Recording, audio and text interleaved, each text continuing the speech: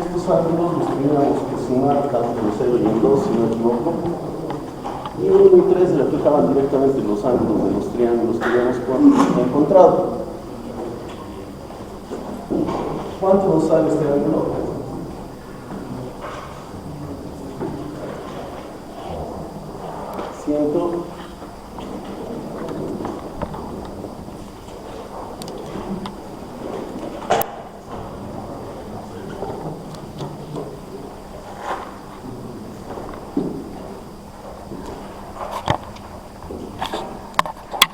¿Cuánto es?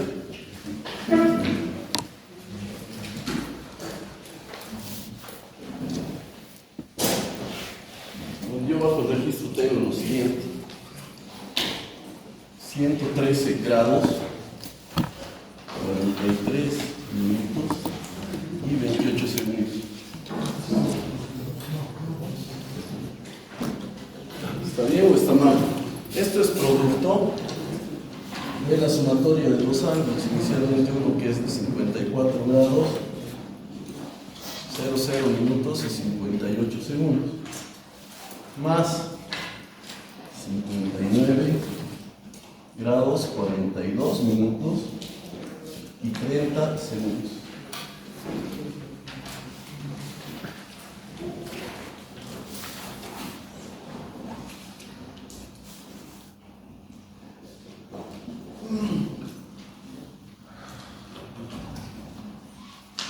Y lo repite acá.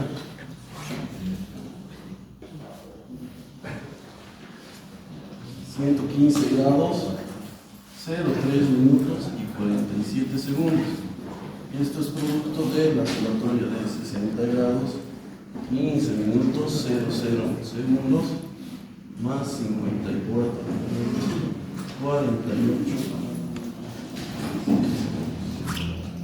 Finalmente 65 grados, 28 minutos y 43 segundos.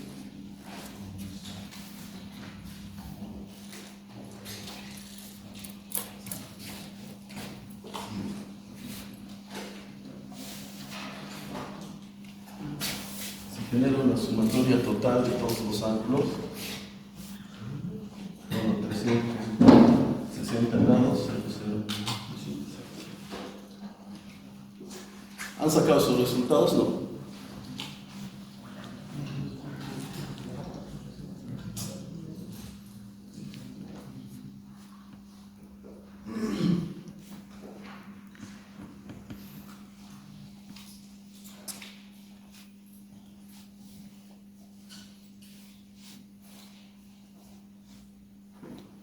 Si se dan cuenta, nosotros hemos armado una figura de 4 lados que era de cierto modo bastante regular en la configuración de los triángulos.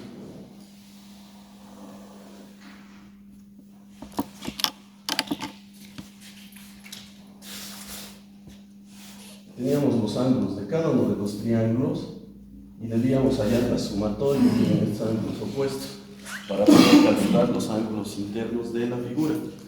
¿Cuál va a ser nuestro control? De que como condición angular, necesariamente en este caso vamos a sumar dos triángulos y de manera genérica vamos a hallar una condición en la cual siempre vamos a tener los 180 grados y necesariamente los vamos a multiplicar por el número de lados menos 2. En este caso estamos hablando de 180 grados por 4 menos 2. Esto sería 180 obviamente por 2, y son los 360 grados que tenemos acá. 360 grados que a partir de ahora no los vamos a tratar como en algún caso lo hemos hecho en decimales, sino tenemos que llevarlo siempre a grados, minutos y segundos. Es decir, a partir de ahora, cuando hablamos de condiciones angulares y otras más que vamos a ver posteriormente, siempre vamos a utilizar grados, minutos y segundos. No lo vamos a colocar de manera de que nosotros podamos posteriormente hallar este análisis, como lo estamos viendo ahora. Podría ser más fácil de otra manera, pero necesitamos nosotros de una vez hallar condiciones angulares sobre la superficie terrestre, y ustedes saben que las vamos a medir en grados, minutos y segundos, porque los que ya van a exponer posibilidades de orilla y otras situaciones nos van a indicar por qué, cómo se encuentra la escala dentro del equilibrio.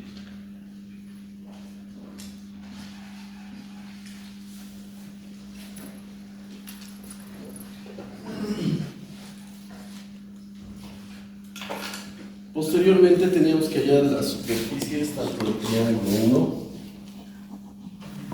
y la superficie del triángulo 2 para hallar posteriormente la superficie total.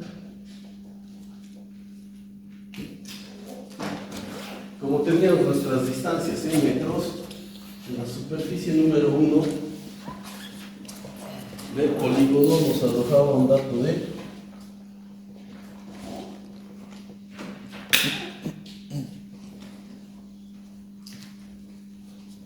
metros cuadrados.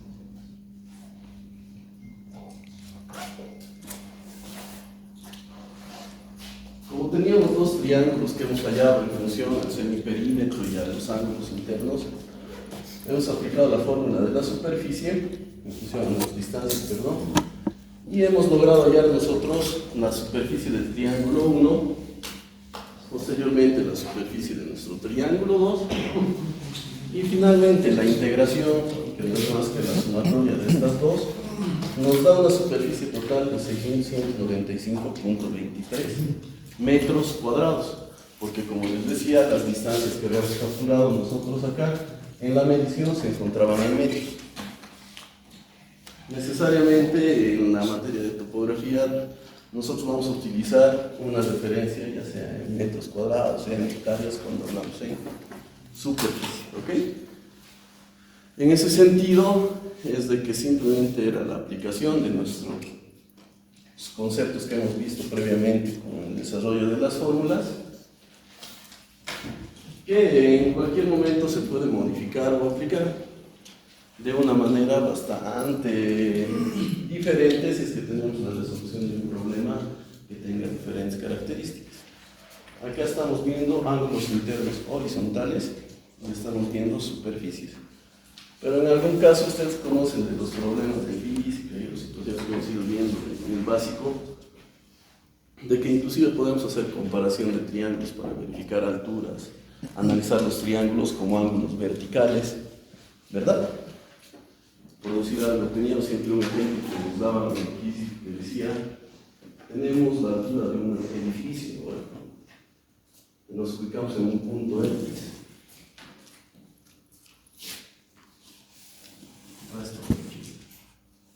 Nos ubicábamos en un punto X como personas y formábamos un ángulo, que en este caso ya es un ángulo vertical.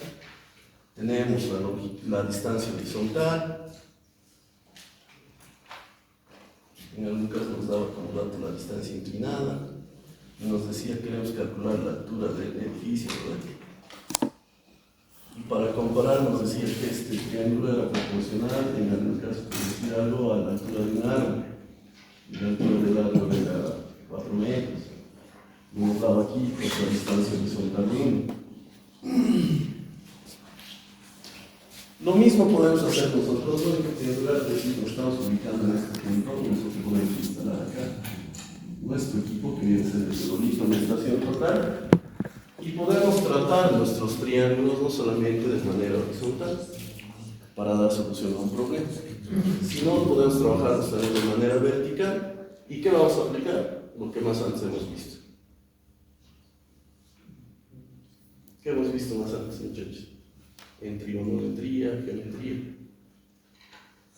habíamos dicho que podemos aplicar en este caso las fórmulas para resolver triángulos rectángulos.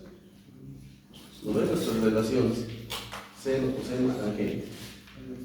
Como esto es un triángulo rectángulo, fácilmente aplicamos esas fórmulas, ¿no? Y encontramos las relaciones de proporcionalidad, una comparación de triángulos.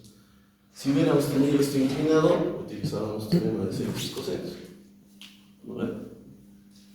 Entonces, en la parte inicial de la materia, bueno, casi en el total, va a ser la base en la cual nosotros nos vamos a manejar para poder realizar cualquier solución a las características que tengamos dentro de nuestros levantamientos topográficos.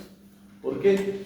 Por lo general, como les decía, nosotros vamos a utilizar equipos que nos lleven a conformar triángulos, rectángulos, pero siempre va a haber alguna complejidad por alguna variación.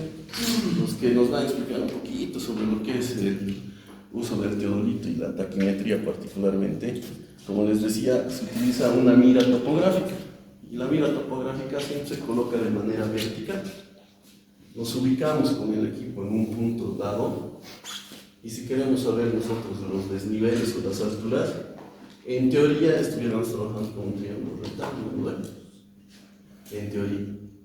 Pero estos ejes focales, de igual manera que tiene nuestro teodolito, trabaja de manera hasta de un triángulo inclinado. Entonces, en base a eso vamos a ir viendo nosotros en el transcurso del semestre varias situaciones que nos permitan dar solución a las situaciones de complejidad que tengamos, ¿no? Bueno, y para concluir el tema, les había comentado que nosotros, siempre que realizamos una medición, vamos a cometer alguna falla involuntaria, por el equipo, por el clima, por distintas situaciones. Entonces, en ese sentido, es de que si ustedes se dan cuenta, la situación de medir una longitud, porque en este caso estamos hablando de la cinta métrica, no es más que comparar con un patrón. Y cuando hablo de un patrón, cuando hablamos de unidades de medida en el sistema internacional, ¿cuál viene a ser esa unidad? Patrón, digamos. Lo que ustedes conocen como metro. ¿No? El metro se divide a su vez en centímetros, milímetros, ¿no? Entonces, este metro, como les digo, tengo que comparar cuántas veces voy a tener esa unidad patrón en una determinada distancia. No es de que se hayan inventado que el metro mide este tamaño porque sí, sino va hacia la característica de los materiales en algún caso. Y si les interesa, me gustaría que puedan apuntar algunos detalles. En base a algunas lecturas que hemos realizado, hemos logrado encontrar como referencia. Inicialmente, la medición con cinta métrica consiste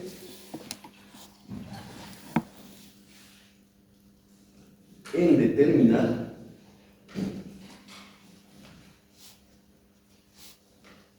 por comparación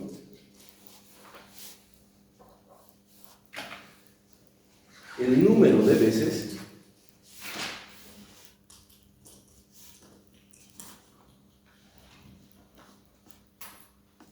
que una unidad patrón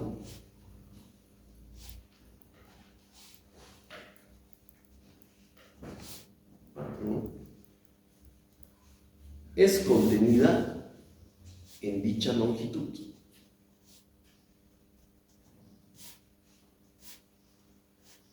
La unidad patrón utilizada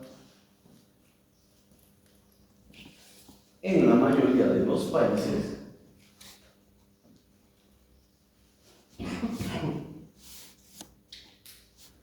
es el metro.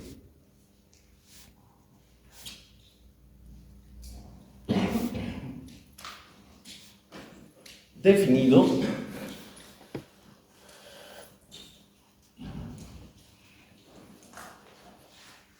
después de la conferencia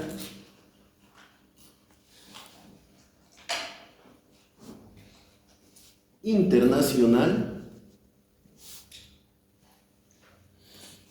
de pesos y medida.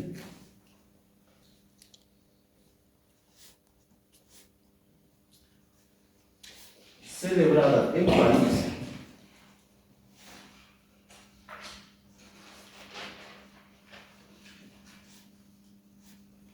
en el año 1889.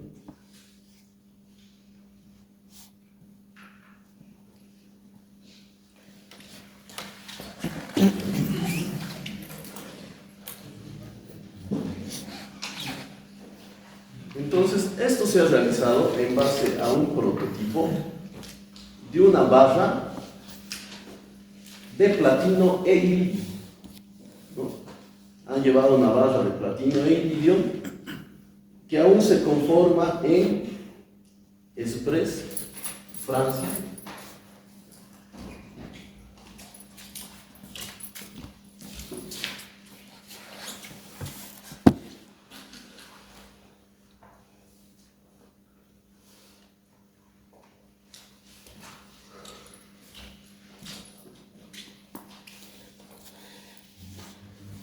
Y cuya definición de longitud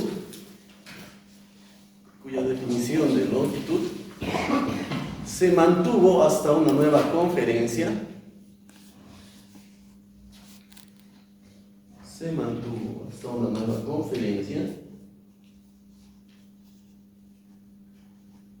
En la misma ciudad hasta el año 1960. Esa era la definición de metro hasta el año 1960. Donde nuevamente han definido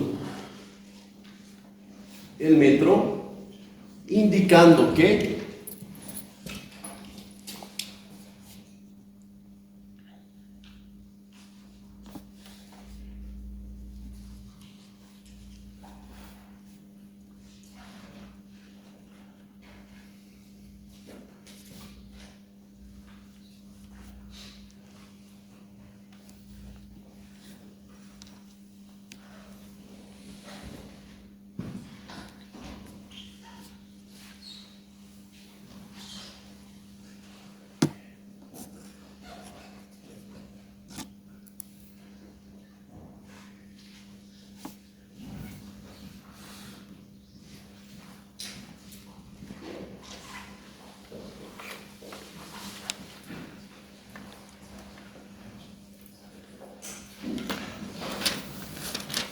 como bien saben, nosotros no somos físicos, pero habían definido aquella vez de que era 1.650.763.73 veces la longitud de onda en el vacío de la radiación anaranjada del Krypton 86.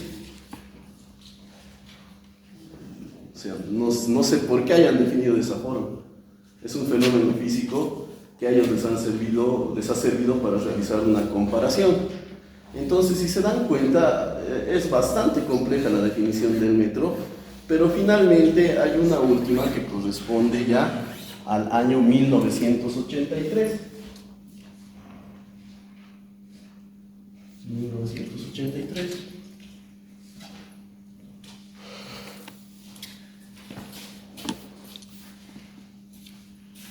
Y bueno, en 1983, de igual manera, en una convención similar a las que se han realizado previamente, de pesos y medida, habían definido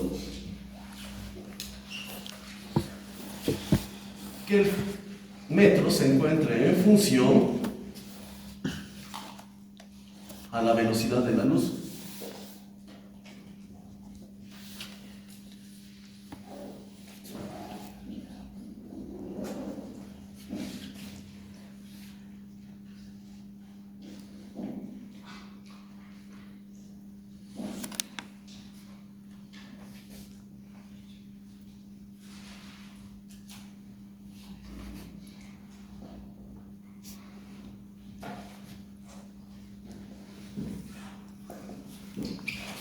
Y que la longitud de trayecto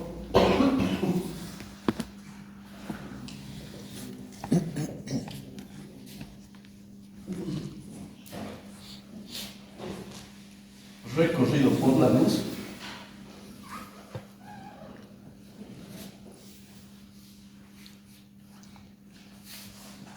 En el vacío, en un intervalo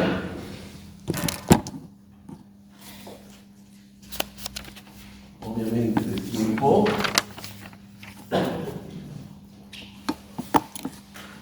de 1 entre 299, 792, 792.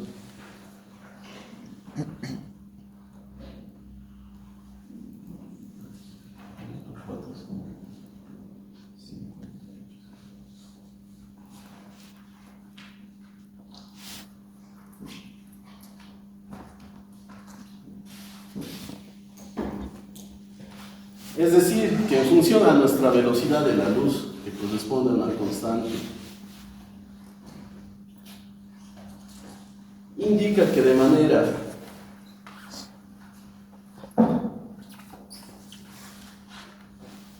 a un ensayo, correspondiente a un ensayo, mejor dicho, la longitud de trayecto del recorrido de la luz en el vacío, en un intervalo de tiempo de 1 entre 299 y 792, pero en este caso ya 458 segundos, nos va a definir una unidad de metro. En base a algunos estudios de fenómenos físicos que los científicos los han realizado. Como les decía, por suerte, para nosotros, especialmente quienes trabajamos en ingeniería, han agarrado todo este estudio y lo han transformado posteriormente en una barra de metal. Y dicen, el metro en condiciones normales es de tal medida, y es por eso de que los fabricantes de estos pequeños equipos de medición agarran ese patrón para definir qué medida tiene un metro. ¿Okay? Es por eso de que en algunos casos, si han comprado ustedes algunas escuadras chinas o alguna situación, cuando hacen la medición hasta varía, ¿no? Con una regla patrón, digamos, de una marca mejor, tal vez una alemana. Entonces, esas pequeñas variaciones han llevado a la distorsión en el transcurso del tiempo. Es por eso de que, como les indicaba al principio, nosotros en el proceso de medición, en algún caso hasta cometemos errores involuntarios. Uno, porque nuestro equipo no está bien construido. Finalmente, como les indicaba también, ha sufrido tanto uso, tanto maltrato, que se ha ido deformando, ha tenido algunas situaciones muy diferentes en el cuidado de este equipo, que han ido perdiéndose de algún modo también las características exactas de medición. Como nosotros posteriormente todo esto ya vamos a traducir en un plano, van a ver de que esas afectaciones de igual manera se van notando. Hasta en el tema de poder visualmente realizar una lectura adecuada o similar entre uno u otro operador, ¿no? Entonces, en ese sentido, como habíamos dicho, acá tenemos una cinta métrica que, como ustedes conocen, es el vulgarmente llamado el flexómetro, que tiene sus características definidas, ¿no? Obviamente de que viene definido por un patrón que es el metro, pero tiene internamente la división en centímetros y cada centímetro en milímetros. Esto tiene la característica de que tiene el sistema internacional en la parte inferior, es decir, en metros, y tiene de igual manera en la parte superior la medición en el sistema inglés, es decir, mide en pies y pulgadas, ¿no? Hay otras cintas métricas de diferentes materiales. Por ejemplo, esta es una cinta métrica plástica, que de igual manera tiene la medición en metros, pero si se dan cuenta, esta solamente tiene un nivel de precisión en centímetros. La otra podríamos leer en milímetros. Bueno, esta sí, no tiene la precisión de poder medir en centímetros. Entonces, cuando ustedes realizan la medición, verán pues que se puede trabajar con una precisión de 2 decimales, 1 decimal, ¿verdad? Cuando dicen, ¿cuánto te va a salir la medición? 5 metros, punto 733, dicen. O sea, ¿de dónde sacan esas situaciones si es que la precisión del equipo o del instrumento es diferente? Hay otras que solamente nos va a medir en centímetros, o sea, su precisión es mucho más baja. Entonces esas situaciones a nosotros también nos llevan a no cometer errores, pero a bajar la precisión. Entonces en ese sentido es de que hay diferentes tipos de errores que los vamos a ir punteando ahora, pero me gustaría tener 2 voluntarios para ver un ensayo bastante rápido de cómo cometemos los errores.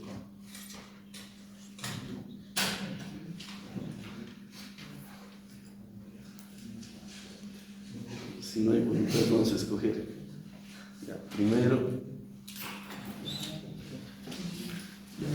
Como ustedes saben, para poder operar o medir con este instrumento, mínimamente es necesaria la participación de 2 personas. ¿No? Entonces vamos a hacer primero la medición, bueno, del ancho de esta pizarra, en este extremo. Bueno, uno va a colaborar para que se realice la lectura. Solo esta pizarra.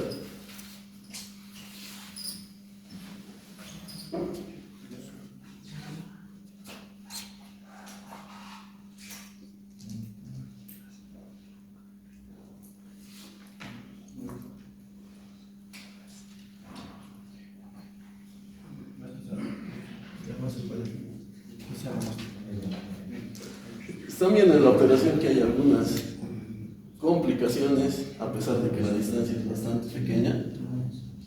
3 metros. 3 metros, 0, 0. Sí. 3, 0, 0 metros. Si han observado, ha habido algo de, a pesar de que es una distancia corta, al tratarse de una cinta métrica de plástico, como han podido observar, había inicialmente un problema con la fuerza o tensión que aplicaba. Decían, no, continúa.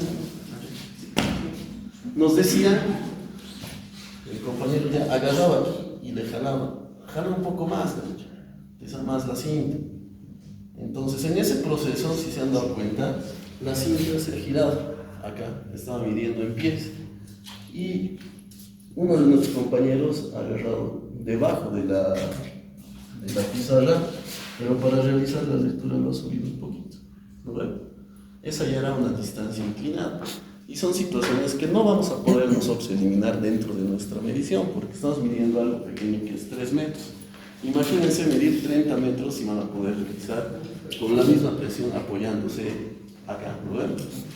Ahora, para comparar dónde inclusive se va a generar algo de variación, mediremos con este pequeño instrumento que es nuestra cinta métrica metálica, para ver si es que varía algo.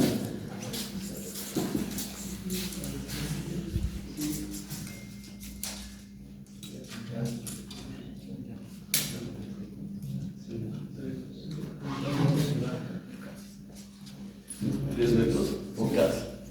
Exacto, lo más exacto que puede. 3 metros. Ahora vamos a hacer una medición diferente.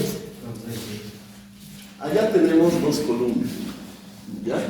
Entonces, el mismo procedimiento de medición entre las caras internas de la columna, pero con una diferencia. La lectura la realizas tú con la cinta plástica y la realizas con la medición. La distancia entre columnas. Vamos a medir la distancia de esta cara a esta cara. Ya le hemos echado a la izquierda.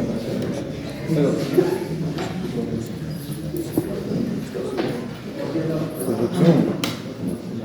No puede poder. ¿Qué? No puede poder. Solo va a poder. Muy bien. Nosotros hemos subido la jugada. Sí, pues. O sea, pero la siguiente semana solo va a poder ir con nosotros. Estamos fichando por el pero estoy con el Chelo.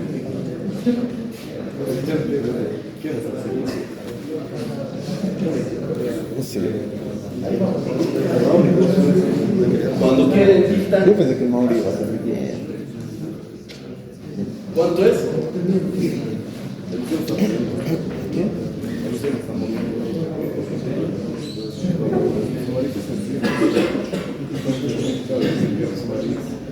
¿Cuánto es la distancia? 2 metros, 23 centímetros, ¿no? Ya, 2.29 metros. Dependiendo del tiempo. Ya. Ahora, al contrario, por favor. La lectura lo hace el otro compañero.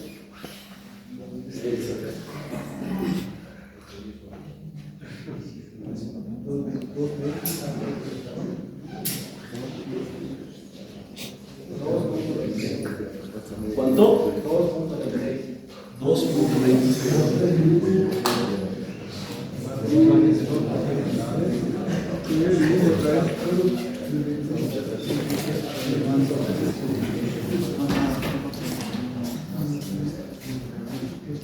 Hemos realizado dos medidas muy similares. Inicialmente hemos hecho una medición en esta superficie en la cual teníamos nosotros el apoyo y bueno, bien definidos los puntos extremos en los cuales estamos realizando la medición. Por eso cuando miden los vidrios para sus ventanas y otras situaciones, casi siempre lo tienen que hacer con mucha precisión, porque uno tiene la superficie bien definida y las distancias son pequeñas. Porque si no, sus papás les van a mandar nuevamente a hacer cortar, o les van a reñir porque has medido menos, ¿no? Vos has anotado mal, se van a pelear la clásica. Entonces, cuando tenemos superficies pequeñas donde apoyarnos, bien definidos los extremos, es mucho más fácil llegar a una precisión en la cual inclusive en las lecturas que realice uno u otro operador sea igual. Pero sin embargo, cuando hemos visto allá, a pesar de que muy hábilmente nuestros compañeros se han dado modos, pensé que lo iban a realizar de manera muy diferente, para poder realizar una medición mucho más aproximada.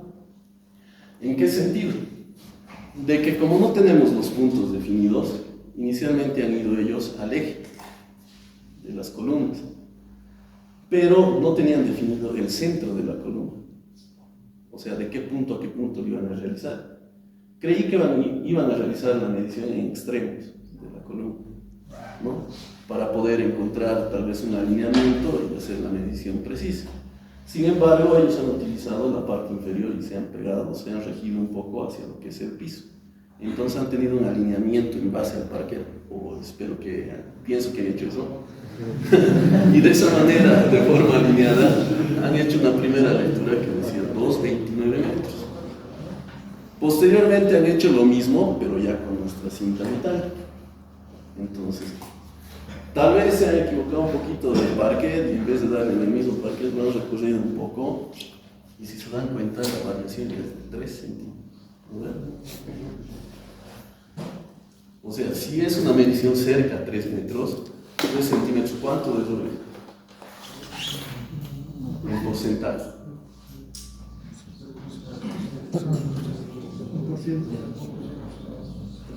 Aproximadamente el 1% de error. Pero nosotros generalmente tenemos el 1% de error cuando realizamos mediciones mucho más grandes en función a trabajos que realizamos en vías en kilómetros, ¿no? Ahorita hemos hecho una medición bastante corta. Entonces, dos conclusiones. Inicialmente, de que el equipo lamentablemente no tiene gran precisión. Es decir, cuando nosotros tengamos que realizar trabajos de ingeniería mucho más complejos, no podemos ir con nuestra cinta métrica a hacer el relevamiento, aunque podemos hacerlo a priori de un terreno, de un lote, digamos, pequeño. ¿Por qué? Porque ese terreno posteriormente refleja dinero en su compra, ¿no? Especialmente aquí en Oruro, que como en Hollywood cuestan los lotes, ¿no? Van, miden y el metro cuadrado del terreno cuesta $1,000. Si van con cinta métrica y nos equivocamos unos cuantos centímetros por lo largo, ya hemos fallado 1 metro cuadrado, nos hemos equivocado $1,000, ¿no? Entonces, hay instrumentos mucho más refinados que los vamos a conocer. Pero a mí me gustaría puntualizar los tipos de errores que cometemos con la cinta métrica. ¿Ya? Inicialmente vamos a denominar errores sistemáticos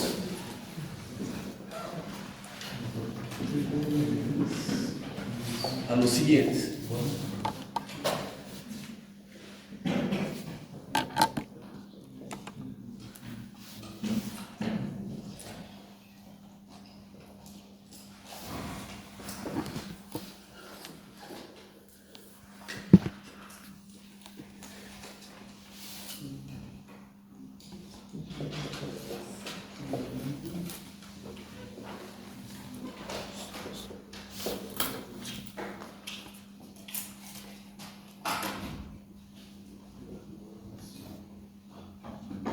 Inicialmente vamos a definir como errores sistemáticos aquellos que en el proceso de medición nos van a arrojar un error en función a las características de medición que vamos a tener. Inicialmente vamos a tomar en cuenta un error por pendiente, un error por graduación, un error por temperatura, un error por tensión y un error por catenario. ¿Ya?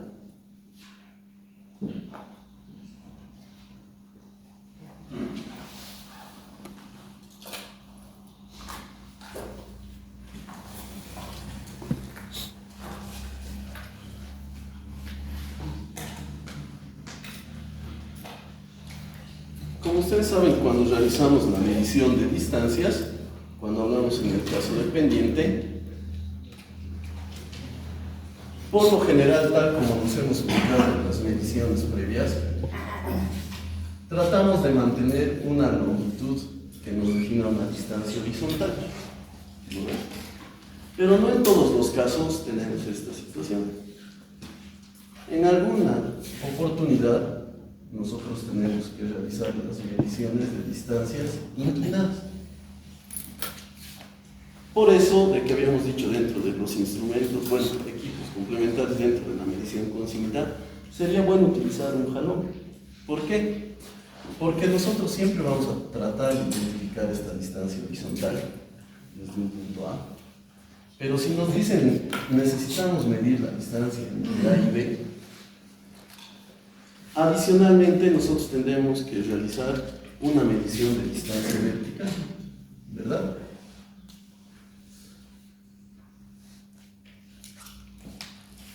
Y posteriormente enlazar para poder encontrar la distancia inclinada, verificar de que está bien realizada nuestra medición y está por lo menos próxima. Pero ustedes creen que con un equipo, un instrumento como la cinta métrica, esta distancia horizontal y la distancia vertical la vamos a poder medir sobre un jalón de manera precisa? Podemos aproximar, pero siempre vamos a tener una variación. Es decir, cuando nosotros midamos en pendiente alguna distancia, siempre vamos a llevar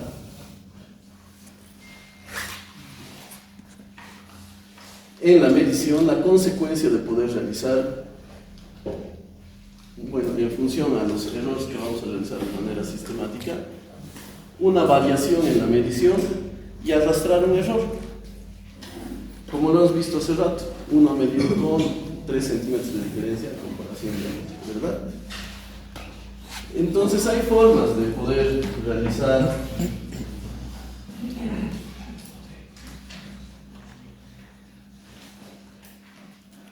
alguna situación de verificación, pero sin embargo necesitaríamos nosotros conocer ángulos verticales, ¿verdad? En este caso, en esta medición solamente estamos tomando en cuenta las distancias. Estamos midiendo distancias. De cierto modo, al tener la distancia horizontal, asumiendo que tenemos un triángulo rectángulo, podemos encontrar nosotros un ángulo. Pero, ¿qué es lo que vamos a realizar nosotros a partir de este punto ya en los siguientes temas? Vamos a ingresar a utilizar la brújula. La brújula a nosotros nos va a permitir encontrar ángulos, o sea, vamos a poder medir ángulos. Entonces, si ya tenemos distancias medidas por la cinta métrica y la aumentamos ángulos en nuestras mediciones, a futuro tendremos mayor precisión en el procedimiento que vamos a realizar, ¿verdad? Es por eso que en función al trabajo que estamos realizando, estamos hallando un error sistemático por las limitantes que tenemos en la metodología. ¿Ok? Otra situación que nos va a llevar a tomar algún error vienen a ser aquellos que vienen por la graduación. Si recordamos lo que han realizado hace un momento, teníamos una distancia de 2.29. La otra era 2.26.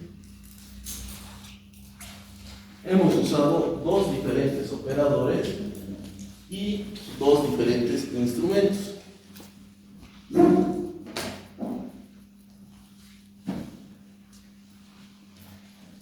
Entonces yo podría realizar muchas más mediciones, por eso es de que habíamos dicho que vamos a tratar de hacer siempre las lecturas de ida y vuelta. E imagínense que teníamos otra que medía 2.29.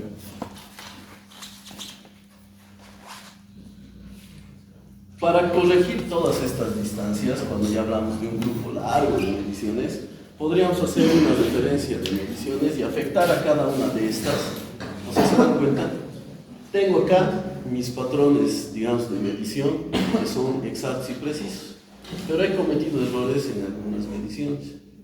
Podría compensar, de cierto modo, todos esos errores acumulados para poder tener una constante que afecte a todititas en estas longitudes.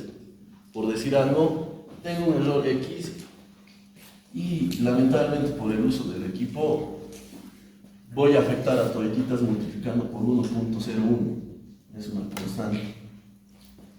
Es decir, este 1.01 voy a multiplicar a todas las mediciones que he hecho con la cinta plástica. ¿Por qué? Uno, su graduación no estaba tan precisa, no podía realizar la lectura en centímetros y milímetros como he realizado hace rato, sino solamente en centímetros.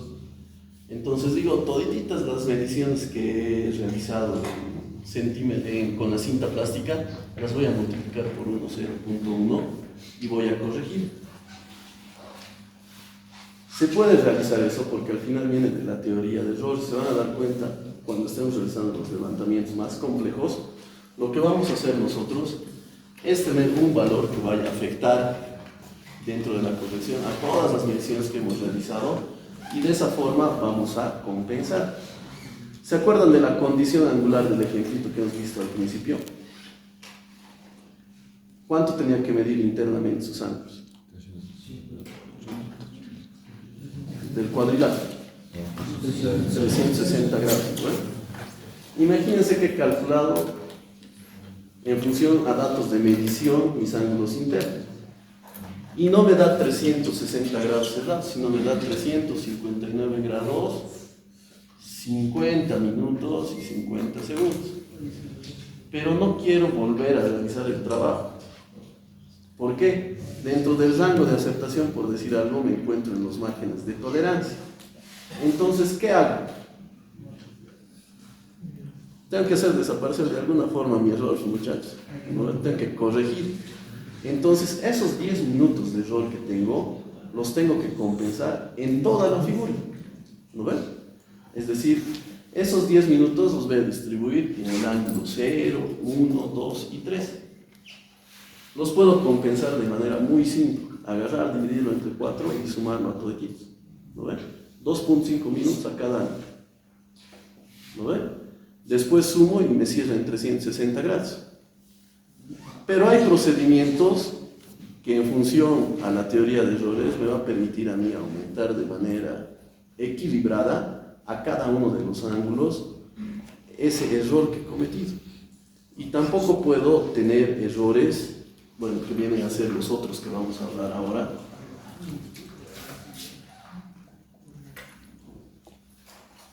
Errores groseros.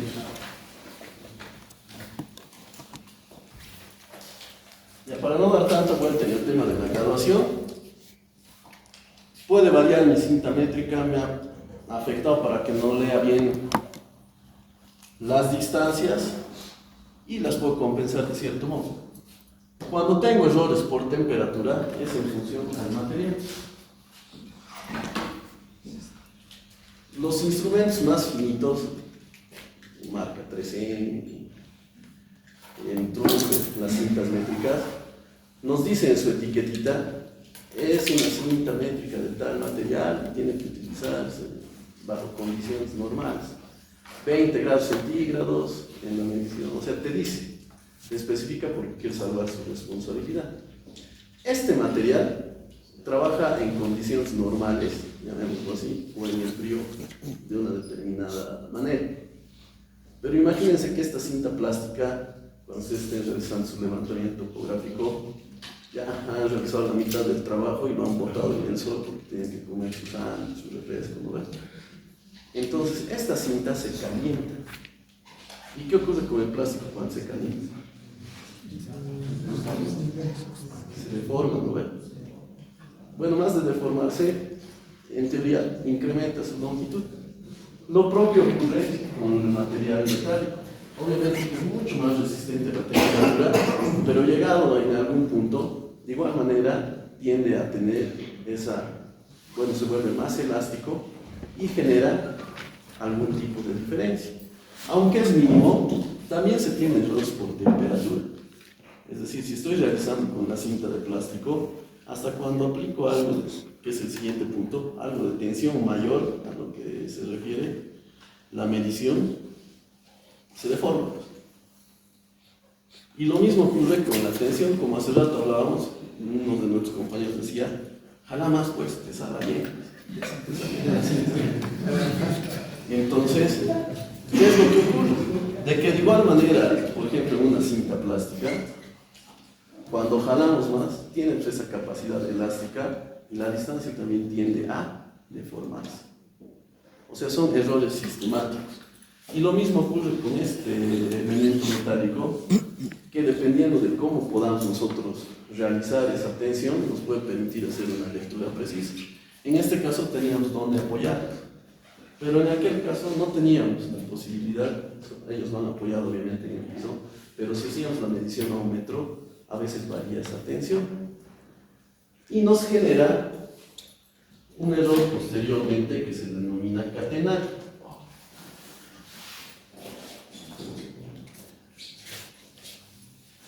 Si yo estoy realizando la medición de esa distancia, pero no aplico la tensión correcta, decía, está suelto, hace rato, ¿no? Aunque es exagerado, siempre nos va a generar una especie de deflexión en la medición que vamos a realizar. Ese es el error por catenario. A veces cuando dejamos suelto y no aplicamos la tensión correcta, o sea, generamos una flecha. Y esta flecha, obviamente, que en este caso es exagerado, nos genera pues también una diferencia en la medición de la distancia. Si al final era 3 metros y no hemos aplicado la tensión correcta, se ha generado esta deformación, incrementaremos pues unos milímetros, pero finalmente si hacemos una sumatoria de todos los errores que vamos a cometer, vamos a llegar a una diferencia en centímetros que posteriormente puede salir del rango de lo que nosotros tenemos aceptable en el proceso de medición. Entonces, si se dan cuenta, hay muchos errores que nosotros vamos a poder cometer de manera sistemática. Sin embargo, habíamos indicado de que vamos a ver algunos errores groseros, pero hay uno más que viene a ser un error de procedimiento que puede ser en base a inclinaciones involuntarias.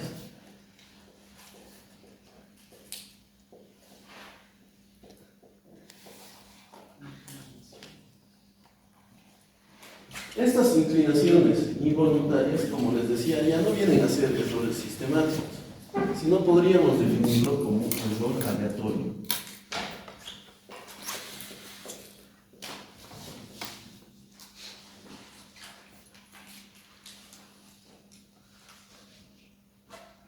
tenemos que realizar la medición del punto A al punto B y por lo general habíamos indicado previamente que nosotros vamos a tener nuestras distancias bien definidas por puntos permanentes, temporales, y dentro de los temporales habíamos dicho que podían ser estacas de madera, ¿verdad? Entonces, en términos ideales, yo puedo realizar la medición de distancia de este punto a este punto, saco los 3 metros como han medido hace rato. Pero ¿qué pasa si es que tengo lo siguiente? Lastimosamente, uno de nuestros compañeros se había ido a festejar previamente el día domingo, ha venido a hacer el trabajo del campo el día lunes, y habían colocado pues, la estaca inclinada. ¿Será lo mismo medir la distancia con una estaca totalmente vertical que con una inclinada? No, ¿verdad? Nos va a generar, aunque sea pequeño error, de igual manera una diferencia. Entonces, estas mediciones que vamos a realizar nosotros por estas situaciones pueden ser errores aleatorios, porque los podemos tener o no los podemos tener. Entonces, una situación de igual manera de falla, ¿no? Dentro del trabajo que vamos a realizar. O sea, son errores que no son voluntarios de parte nuestra, pero que son necesarios corregir posteriormente. ¿Y por qué hago tanto énfasis en ese tema de la corrección? Porque acá en este levantamiento topográfico no lo vamos a poder hacer, aunque hay metodologías, como les digo. Por ejemplo, en el tema de temperatura tuviéramos que ajustar a las condiciones normales en función al material que tengamos. Por decir algo, estamos realizando el trabajo no a los 20 grados que nos indica la especificación, sino que lo estamos haciendo a 30 grados. Entonces tuviéramos que ver el módulo elástico del material, tuviéramos que ver a qué temperatura estamos realizando el trabajo y lo ajustamos y decimos tanto nos hemos equivocado por temperatura. Pero son situaciones muy complejas. Nosotros en topografía, como han visto, vamos a tratar de simplificar el trabajo lo más que se pueda. Es por eso que eliminamos la curvatura de la superficie terrestre. Posteriormente trabajábamos con la geometría más básica que se pueda. Y finalmente, en el tema de los errores, de igual manera vamos a ver la manera de compensar, como les decía en el caso de los ángulos, ¿no? Vamos a ver la manera de afectar a todas las mediciones que hemos realizado de manera complementaria. Pero dentro de todos estos errores hay pues errores groseros. Y esos errores groseros son los que no tenemos que realizar. Y vamos a definir unos cuantos para poder explicarlos. Inicialmente vamos a hablar de errores groseros. Inicialmente, confundir las marcas del terreno.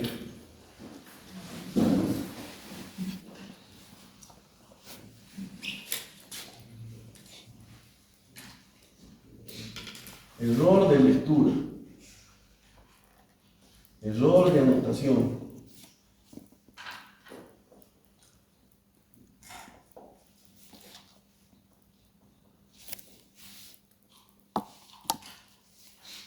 Y errores aritméticos.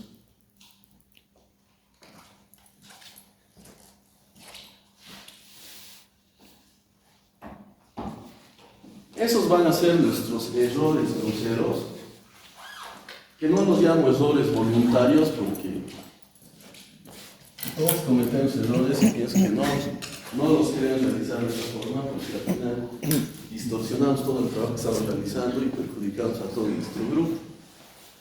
¿En qué sentido? Inicialmente, confundir las marcas del terreno. Por lo general hacemos un levantamiento topográfico conjunto o a veces se realiza el trabajo 1, 2, 3 veces. Es decir, pueden quedar marcas temporales de otras mediciones que han realizado previamente.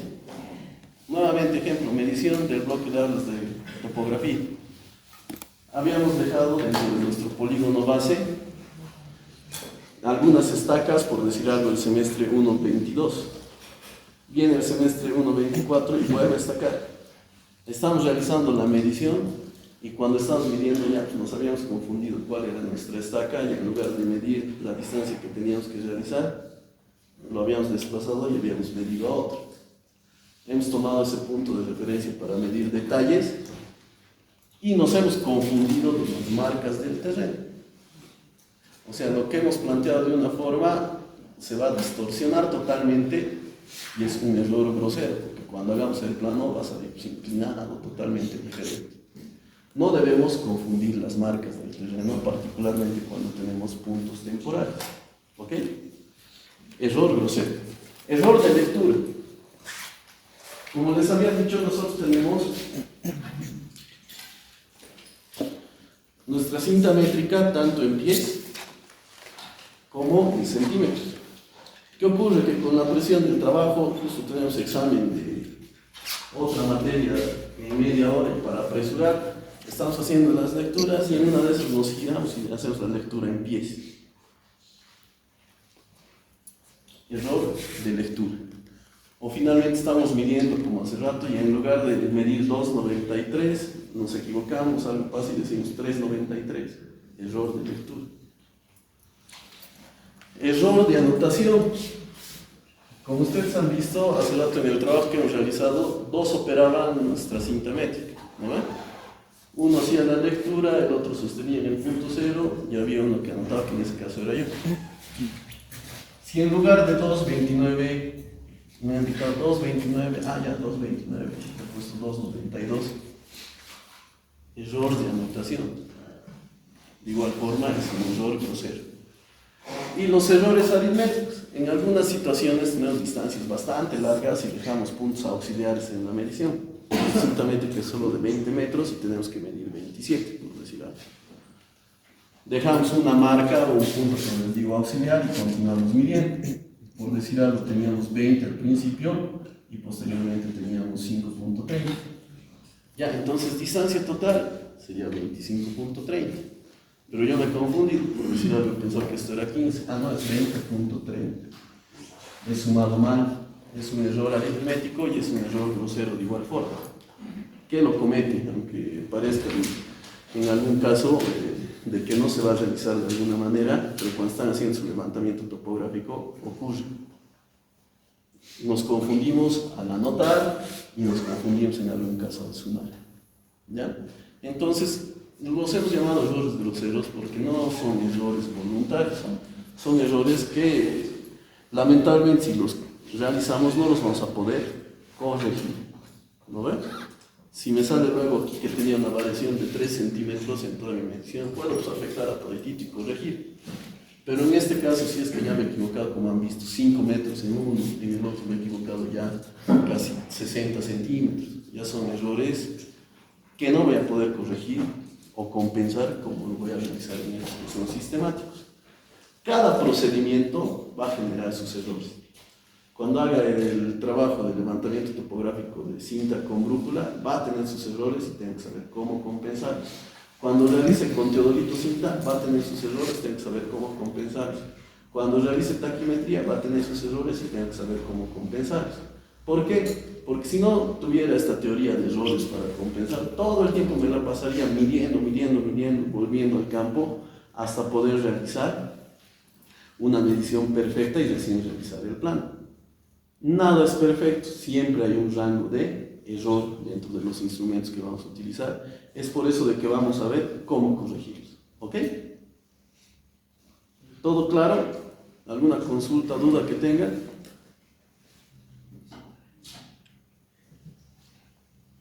¿Hay muchachos? ¿Claro? Ya, entonces, en este punto estuviéramos dando como conclusión al capítulo número 3. ¿Ya?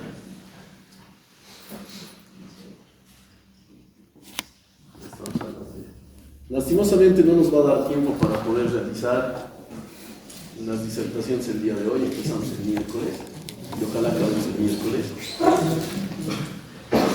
La siguiente clase posterior a las disertaciones vamos a continuar con el trabajo de levantamiento fotográfico, brújula y cinta. Para eso tenemos que tener claro de que ahora hemos visto todo lo que viene a ser distancias. Cuando hablemos de la brújula ya vamos a analizar ángulos en la medición.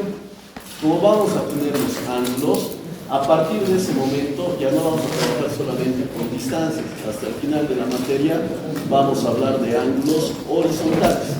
¿Ok? Estos Entonces, bajo esa condicionante, no se olviden de que tenemos el día miércoles para iniciar las exposiciones.